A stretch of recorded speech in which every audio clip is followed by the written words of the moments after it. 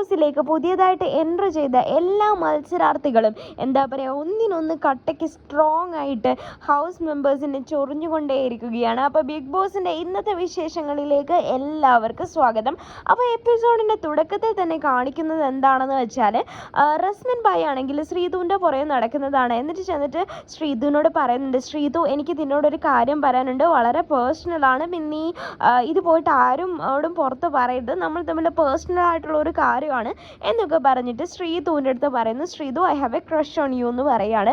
അപ്പോൾ ശ്രീതു ഇങ്ങനെ ഞെട്ടുന്നുണ്ട്, എന്താ പറഞ്ഞത് എന്ന് ആലോചിച്ചിട്ട് ഇങ്ങനെ ഞെട്ടുന്നുണ്ട്. അതിനുശേഷം ശ്രീതു ആണെങ്കിൽ കിച്ചണിൽ പോയി കോഫി ഉണ്ടാക്കുന്ന സമയത്ത് പുറകെ ചെന്ന് റസ്മിൻ ഭായ് പറയുന്നു ആണ്, ട്രസ്റ്റ് ആണെല്ലാം, നീ ഇത് പോയിട്ട് ആരോടും പറയരുത്, അങ്ങനത്തെ രീതിയിലുള്ളൊരു സംസാരമൊക്കെ നടക്കുന്നുണ്ട്. പിന്നീട് മോർണിംഗ് അവരുടെ ഡാൻസ് ഒക്കെ കഴിഞ്ഞതിന് ശേഷം ഹൗസ് മെമ്പേഴ്സ് എല്ലാം ഭയങ്കര ദാരിദ്ര്യത്തിലാണ് ഇപ്പോൾ ഉള്ളത്. കാര്യം അവിടെ ഉപ്പ് പോലും ഇല്ല എന്നുള്ളൊരവസ്ഥയിലാണ് എല്ലാവരും നിന്നുകൊണ്ടിരിക്കുന്നത്.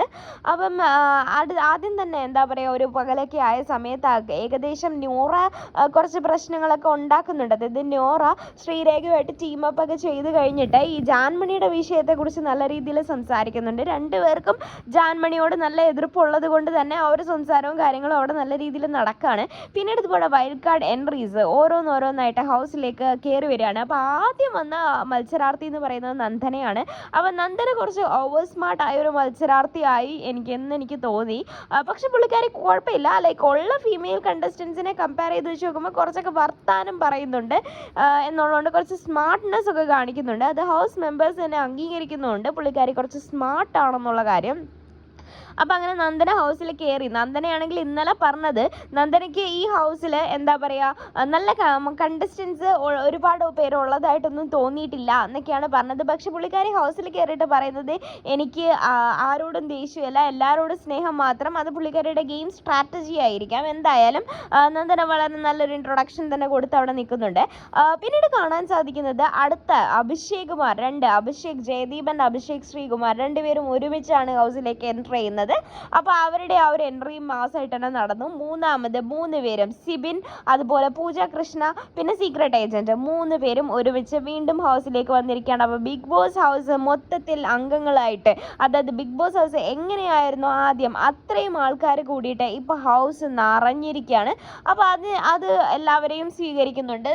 പിന്നീട് ഈ അഭിഷേക് ജയദീപ് ആണെന്നുണ്ടെങ്കിൽ ജാൻമണി, ഋഷി എന്നിവരുമായിട്ടൊക്കെ ടീമപ്പ് ചെയ്യാനുള്ള ഒരു സംസാരവും കാര്യങ്ങളും ഒക്കെ അവിടെ നടക്കുന്നുണ്ട്. സംഭവം എന്ന് വെച്ചാൽ അഭിഷേക് ജയദീപ് ആണെങ്കിൽ പോയിട്ട് ഹൗസ് മെമ്പേഴ്സിനോട് പറയുന്നുണ്ട്, ഈ അഭിഷേക് ശ്രീകുമാർ എന്ന് പറഞ്ഞൊരു വ്യക്തി എന്ന് പറയുന്നത് ഒരു ഹോമോഫോബിക് ആയിട്ടുള്ള ഒരു പേഴ്സൺ ആണ്, അദ്ദേഹം ഇവിടെ വരാൻ എലിജിബിൾ ഒന്നും അല്ല, പക്ഷേ എനിക്കെതിരെ നിൽക്കുന്നു എന്നൊരു റീസൺ കൊണ്ട് മാത്രമാണ് ഇദ്ദേഹം ഇങ്ങോട്ടേക്ക് കയറി വന്നത് എന്നൊക്കെയാണ് പറയുന്നത്. മാത്രമല്ല അഭിഷേക് ശ്രീകുമാറിനെ സോഷ്യൽ മീഡിയയിൽ നിന്ന് പുറത്താക്കിയതാണ് എന്നൊക്കെ ഈ ജയദീപ് പറയുകയാണ്. പിന്നീട് കാണാൻ സാധിക്കുന്നത് വെച്ചാൽ കിച്ചണിൽ ഇങ്ങനെ നമ്മുടെ നന്ദനയാണെങ്കിൽ തൂത്തുകൊണ്ടിരിക്കുമായിരിക്കും. അപ്പോൾ ആ സമയത്ത് പൂജ കൃഷ്ണയാണെങ്കിൽ മുടി അഴിച്ചിട്ടിട്ട് അതുവഴി കിച്ചണിലോട്ട് കയറി. അപ്പം നന്ദന ഇൻട്രൊഡക്ഷനിൽ തന്നെ പറഞ്ഞിട്ടുള്ള ഒരു കാര്യമായിരുന്നു, അതായത് മുടി അഴിച്ചിട്ട് കിച്ചണിൽ കയറുന്നത് തീരെ ഇഷ്ടമല്ലെന്നുള്ളത്. അത് റിയലായിട്ട് അങ്ങനെയാണോ അതോ ഒരു കണ്ടന്റിന് വേണ്ടി ചെയ്യുന്നതാണോ എന്ന് എനിക്കറിയില്ല. എന്തുവായാലും പൂജ കൃഷ്ണയായിട്ട് നല്ലതുപോലെ തട്ടിക്കയറുന്നുണ്ട്. എന്താ പറയുക, മുടി കെട്ടി വെച്ചിട്ട് കിച്ചണിൽ കയറിയാൽ മതി, അല്ലാതെ കയറാൻ പാടില്ല എന്ന് ധാർഷ്ട്യത്തോടെ തന്നെയാണ് പൂജ കൃഷ്ണയോട് പറയുന്നത്. പക്ഷേ പൂജ കൃഷ്ണയാണെങ്കിൽ ഇതിനെതിരെ നല്ലതുപോലെ പ്രതികരിക്കുന്നുണ്ട്. നിങ്ങൾ ക്യാപ്റ്റൻ ഒന്നും അല്ലല്ലോ എന്നെ ഇങ്ങനെ ഭരിക്കാൻ വേണ്ടിയിട്ട്, നിങ്ങൾക്ക് ഒപ്പീനിയൻ പറയാം, പക്ഷെ ഇങ്ങനെ തട്ടിക്കയറേണ്ട ആവശ്യം എന്തുവാ എന്നൊക്കെ ചോദിച്ചാൽ അവർ തമ്മിലൊരു വിഷയം ഉണ്ടാകുകയാണ്. അപ്പോൾ അവസാനം വന്ന് ജാസ്മിനൊക്കെ ഇടപെട്ട് ആ ഒരു സംഭവം അവിടെ അങ്ങ് സോൾവ് ആക്കുന്നുണ്ട്. പിന്നീട് ഇതുപോലെ പുറത്ത് നടന്ന പല കാര്യങ്ങളും ഈ അഭിഷേക് ശ്രീകുമാറും അതുപോലെ തന്നെ സീക്രട്ട് ഏജന്റ് സായികുമാറും ഇവർ രണ്ടുപേരും പുറത്ത് പറഞ്ഞ കാര്യങ്ങൾ, പ്രത്യേകിച്ച് ഈ സായികുമാർ ആണെങ്കിൽ ജാസ്മിൻ്റെ പുറത്തുള്ള ആ ഒരു ഇമേജിനെ കുറിച്ചും ഒക്കെ ജാസ്മിനോട് സംസാരിക്കുന്നുണ്ട്. അപ്പോൾ പുറത്തുള്ള കാര്യങ്ങളൊക്കെ ജാസ്മിൻ ഏകദേശം കറക്കി മനസ്സിലാക്കാൻ ശ്രമിക്കുന്നുണ്ട് ശ്രീകുമാർ വഴി. പക്ഷേ എന്താ സംഭവിക്കുന്നതെന്ന് വെച്ചാൽ ഈ ഒരു കാര്യം ബിഗ് ബോസ് അനൗൺസ് ചെയ്യുന്നുണ്ട്, അതായത് സീക്രട്ട് ഏജൻറ്റ് ഒരിക്കലും ആരുടെയും കാര്യങ്ങൾ ഇവിടെ തുറന്ന് പറയാൻ പാടില്ല, പുറത്തുള്ള കാര്യങ്ങളെക്കുറിച്ച് ഇവിടെ സംസാരിക്കാൻ പാടില്ല എന്ന് ബിഗ് ബോസ് ഒരു വാർണിംഗ് കൊടുത്തിരിക്കുകയാണ്. പക്ഷേ എന്താ പറയുക, ജാസ്മിൻ ആണെന്നുണ്ടെങ്കിൽ ജാസ്മിനോട് പ്രത്യേകം ബിഗ് ബോസ് പറയുന്നുണ്ട്, അതായത് എന്താണെന്ന് വെച്ച് കഴിഞ്ഞാൽ ഇപ്പോൾ പുറത്തുനിന്ന് വന്ന ആൾക്കാരെ അവരുടെ ഗെയിം സ്ട്രാറ്റജി ആയിട്ടായിരിക്കാം പല കാര്യങ്ങളും പറഞ്ഞു തരുന്നത്. അതൊന്നും നിങ്ങളതിലൊന്നും വീണ് പോകല്ലേ. അവർ സത്യവും പറയാം കള്ളവും പറയാം എന്നൊരു കാര്യം പറയാണ്. പക്ഷെ അതിൽ ജാസ്മിൻ വിശ്വസിക്കുന്നത്, അതായത് ചിലപ്പം ഈ പറഞ്ഞ സായി കൃഷ്ണയാണെങ്കിൽ തന്നെ ഇങ്ങനെ ഇമോഷണലി ബ്രേക്ക് ഡൗൺ ആക്കാൻ വേണ്ടി പറഞ്ഞതായിരിക്കാം എന്നൊരു അനുഗമനത്തിൽ എത്തുകയാണ്. എന്തായാലും പിന്നീട് പവർ ടീമിനെ സെലക്ട് ചെയ്യുന്നു. ഗബ്രി, അപ്സര, അതുപോലെ അർജുൻ, ഇവരെല്ലാം അടങ്ങിയ റസ്മിൻ ഭായ് ഇവരെല്ലാം അടങ്ങിയ ഒരു ടീമാണ് പവർ ടീമായിട്ട് സെലക്ട് ചെയ്യപ്പെട്ടിരിക്കുന്നത്. അപ്പോൾ ഇവർക്കാണ് സർവാധികാരം, എല്ലാ അധികാരങ്ങളും ഉണ്ട്. ക്യാപ്റ്റന് പോലും ഇപ്രാവശ്യം എന്താ പറയുക, നമ്മുടെ പവർ റൂമിൽ ഉറങ്ങാൻ അവകാശമില്ല. പിന്നെ 4 ടീം, ഡെൻ, നെസ്റ്റ്, ടണൽ, അങ്ങനെ 3 ടീമുകൾക്ക് കുക്കിങ്. ഋഷിയുടെ ടീമിനാണെങ്കിൽ കുക്കിങ്, ജിൻഡോയുടെ ടീമിന് ക്ലീനിങ്, പിന്നെ മറ്റേ അവസാനത്തെ ടീമിന് അതുപോലെ ബാത്റൂം ക്ലീനിങ്, അങ്ങനെ എല്ലാം കൊടുത്തു. അപ്പോൾ എല്ലാം കൊടുത്തു കഴിഞ്ഞ് ഗ്രൂപ്പെല്ലാം തിരിച്ചു കഴിഞ്ഞ് പിന്നീട് അവർ സംസാരങ്ങളൊക്കെ നടക്കുന്നുണ്ട്. അതിനിടയ്ക്ക് ഒരു വിഷയം ഉണ്ടായത് എന്താണെന്ന് വെച്ച് കഴിഞ്ഞാൽ, മെയിനായിട്ടും സംഭവം എന്ന് വെച്ചാൽ, ഈ അഭിഷേക് ശ്രീകുമാർ ആണെങ്കിൽ വളരെ മോശമായൊരു വാക്ക് ഈ പറഞ്ഞ അഭിഷേക് ജയകുമാറിനെ വിളിച്ചു. സംഭവം എന്ന് വെച്ചാൽ, പുള്ളിക്കാരൻ അഭിഷേക് ജയകുമാർ ഒരു LGBT കമ്മ്യൂണിറ്റിയെ റെപ്രസെൻ്റ് ചെയ്യുന്ന ഒരു ഗേ ആണല്ലോ. അപ്പോൾ പൊതുവേ നമ്മുടെ നാട്ടിൽ എന്താ പറയുക, അങ്ങനെ ഗേ ആയിട്ടുള്ള ആൾക്കാരെ ആക്ഷേപിക്കുന്ന ഒരു പദമുണ്ട്. അപ്പോൾ ആ ഒരു പദം ഞാൻ പറയുന്നില്ല, ബട്ട് സ്റ്റിൽ എല്ലാവർക്കും അറിയാമായിരിക്കും. അപ്പോൾ അങ്ങനെ ഒരു വാക്ക് കൊണ്ട് എന്താ പറയുക, മറ്റേ അഭിഷേക് ജയദീപിനെ ഇൻസൾട്ട് ചെയ്തു. പക്ഷെ ആ ഒരു പ്രവൃത്തി എത്ര പ്രൊമോട്ട് ചെയ്യാൻ നോക്കുക, അല്ലെങ്കിൽ എത്ര പ്രൊവോക്ക് ചെയ്യാൻ നോക്കുകയാണെങ്കിലും അങ്ങനത്തെ ഒരു വാക്ക് ഉപയോഗിച്ചത് വളരെ മോശമായി പോയി. കാരണം എന്താണെന്ന് വെച്ചാൽ, പറഞ്ഞ പോലെ തന്നെ പല കാര്യങ്ങളിൽ നമ്മൾ പറയുന്നതാണ്. ഒരുപാട് പ്രേക്ഷകരും ഒക്കെ കാണുന്നൊരു പ്രോഗ്രാം എന്ന നിലയിൽ ഇത്തരം വാക്കുകൾ നമ്മൾ കൊച്ചുങ്ങളുടെ അല്ലെങ്കിൽ വളർന്നു വരുന്ന ജനറേഷനിലും ഇങ്ങനത്തുള്ള ടോക്സിക് ആയിട്ടുള്ള കാര്യങ്ങൾ തലയിൽ കയറും. അപ്പോൾ അത് പറഞ്ഞത് എന്തായാലും ഒരു മോശമായ ഒരു പ്രവൃത്തി തന്നെയായി എന്നേ എനിക്ക് പറയാനുള്ളൂ. എന്തുവായാലും അഭിഷേക് ശ്രീകുമാർ, അദ്ദേഹത്തിൻ്റെ ഗെയിം സ്ട്രാറ്റജിയോ കാര്യങ്ങളോ ഒന്നും എനിക്ക് അറിഞ്ഞൂടാ. അദ്ദേഹത്തിൻ്റെ പൊളിറ്റിക്സും ഞാൻ സംസാരിക്കുന്നില്ല, ഗെയിം അങ്ങനെയാണെന്ന് മാത്രമേ നോക്കുന്നുള്ളൂ. പിന്നീട് ഇതുപോലെ അഭിഷേക് ശ്രീകുമാർ പോയിട്ട് ജാൻമണി ഒന്ന് ചൊറിയുന്നുണ്ട്. സംഭവം എന്താണെന്ന് വെച്ചാൽ, ജാൻമണി ഇങ്ങനെ അഭിഷേക് ശ്രീകുമാറിനോട് പറയാണ്, അതായത് എങ്ങനെ വേണമെങ്കിലും നിനക്ക് വേണമെങ്കിൽ എന്നോട് പ്രതികരിക്കുകയോ എന്നോട് സംസാരിക്കാതിരിക്കുകയോ, അത് വേണമെങ്കിൽ നിൻ്റെ ഇഷ്ടം, പക്ഷെ വെറുതെ എന്നെ ട്രബിൾ ചെയ്യാൻ വരരുത് എന്നൊക്കെ പറയുകയാണ്. അപ്പോൾ ഇതുപോലെ ശ്രീകുമാർ പറയുന്നുണ്ട്, എനിക്ക് ആരെ വേണമെങ്കിലും എനിക്ക് ട്രബിൾ ചെയ്യാൻ തോന്നിയാലേ ഞാൻ ട്രബിൾ ചെയ്യും, അത് എൻ്റെ ഇഷ്ടമാണ്, നിങ്ങൾക്ക് മാത്രമേ അങ്ങനെയൊക്കെ പറയാൻ പാടുള്ളൂ, നിങ്ങൾ ഈ ഏലിയൻ ഭാഷയുമായിട്ടല്ലേ ഇങ്ങോട്ടേക്ക് വന്നിരിക്കുന്നത് എന്നൊക്കെ ചോദിക്കുകയാണ്. അപ്പോൾ ജാൻമണി അതിനെ അങ്ങ് ട്വിസ്റ്റ് ചെയ്ത് എന്നെ ഏലിയൻ എന്ന് വിളിച്ചോ എന്ന് വെച്ചാൽ, കംപ്ലീറ്റ്ലി ആ ശ്രീകുമാർ പറഞ്ഞൊരു കാര്യം ട്വിസ്റ്റ് ചെയ്തിട്ടാണ് ജാൻമണി അവിടെ ഒരു പ്രശ്നം ഉണ്ടാക്കുന്നത്.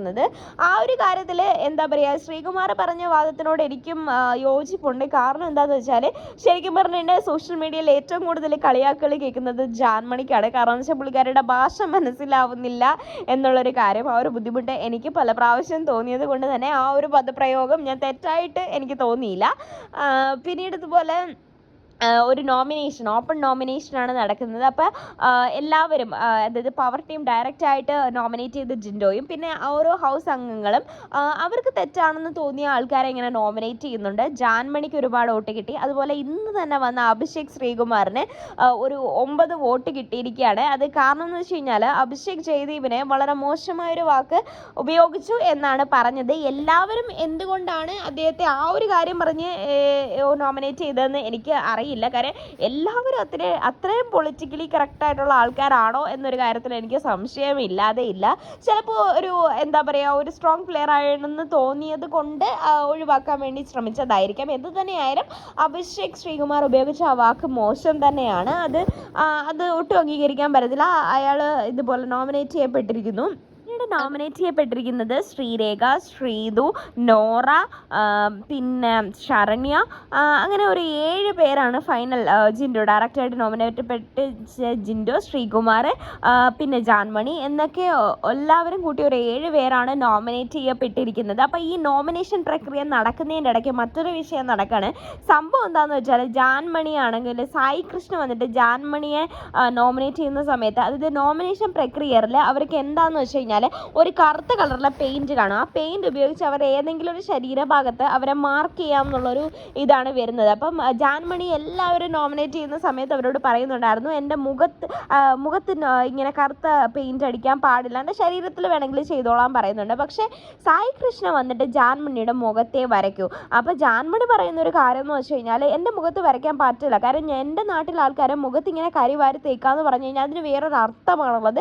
ഒരു പെൺകുട്ടിയുടെ ദേഹത്ത് അങ്ങനെ വാരി തേക്കാൻ പാടില്ല. പക്ഷേ ഞാൻ അങ്ങനെ ചെയ്തു കഴിഞ്ഞാൽ ഈ ബിഗ് ബോസ് ഹൗസിൽ നിന്ന് ക്വിറ്റ് ചെയ്യും എന്നാണ് ജാൻമണി പറഞ്ഞിരിക്കുന്നത്. പക്ഷേ സായി കൃഷ്ണ ഇതൊന്നും ബാധിക്കാത്ത പോലെ, എന്നാൽ നിങ്ങൾ ക്വിറ്റ് ചെയ്തോ, എനിക്കതൊരു പ്രശ്നമല്ല, ഞാൻ മുഖത്തെ വരയ്ക്കൂ, അല്ലെങ്കിൽ ബിഗ് ബോസ് പറയട്ടെ എന്നൊരു തീരുമാനമാണ് സായി കൃഷ്ണ പറയുന്നത്. പക്ഷേ അവസാനം ബിഗ് ബോസ് പറയുന്നുണ്ട്, ഒരാളുടെ അവകാശമില്ലാതെ ഇതുപോലെ പെയിൻ്റ് അടിക്കാൻ പറ്റത്തില്ല എന്നൊരു കാര്യം പറയുന്നുണ്ട്.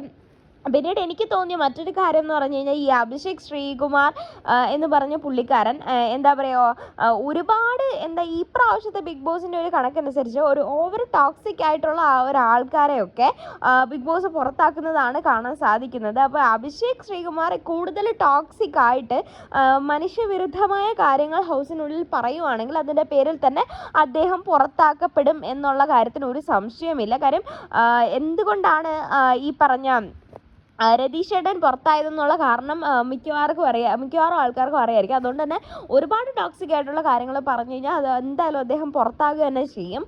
അത് സൂക്ഷിച്ചാൽ മാത്രം അദ്ദേഹത്തിന് നല്ലതായിരിക്കും. അപ്പോൾ ഇന്നത്തെ ഈ ഒരു എപ്പിസോഡ് അവിടെ അവസാനിച്ചിരിക്കുകയാണ്. നിങ്ങൾക്ക് ഇന്നത്തെ എപ്പിസോഡിൻ്റെ റിവ്യൂ ഇഷ്ടമായെങ്കിൽ എൻ്റെ ചാനൽ സബ്സ്ക്രൈബ് ചെയ്യുക, സപ്പോർട്ട് ചെയ്യുക. Thank you, bye bye.